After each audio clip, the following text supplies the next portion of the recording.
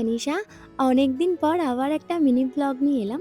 কিন্তু আমার গলার অবস্থা ভীষণ খারাপ। তোমরা প্লিজ একটু অ্যাডজাস্ট করে নিও। আর এই ক্লিপসগুলো হচ্ছে আমার রিসেপশনের নেক্সট ডে। আমরা সবাই মিলে বসে আনবক্সিং করছিলাম আমাদের গিফটসগুলো।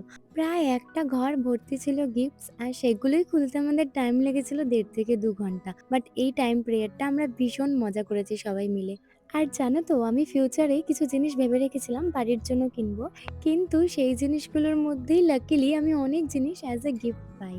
আর এত ভালো গিফটসের সাথে কিছু তো ডিসঅ্যাপয়েন্টমেন্ট থাকবেই, যেমন ছিল ইউজ করা ব্ল্যাঙ্কেট, ইউজ করা ক্রকরি সেট, ইউজ করা ননস্টিক কুকার।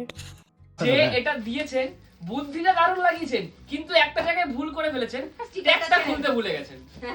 প্রিয় গোপাল বিষয়ের মানে বক্সের মধ্যে কার শাড়ি? শিল্পকলা। শিল্পকলা। যাই হোক, এইসবের মাঝখানে গুবলু এসে আমাদের থেকে একটু অ্যাটেনশন নিল।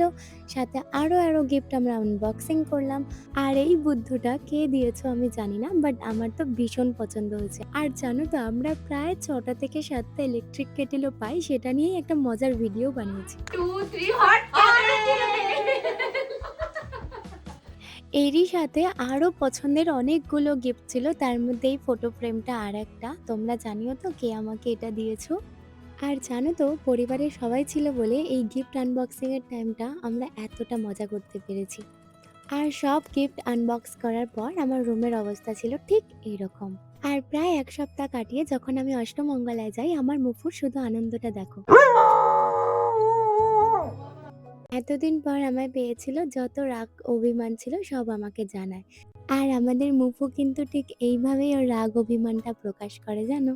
তো চলো, আজকের মতন টাটা। আমি আবার ফিরে আসবো তোমাদের সাথে আবার নতুন কোনো ভিডিও নিয়ে। আর আমাকে জানিও কিন্তু আমার ভিডিও তোমাদের দেখতে কেমন লাগছে। আর তোমরা কেমন ভিডিও দেখতে পছন্দ করে সেগুলোও কিন্তু আমাকে অবশ্যই জানিও। চলো, আজকের মতন টাটা।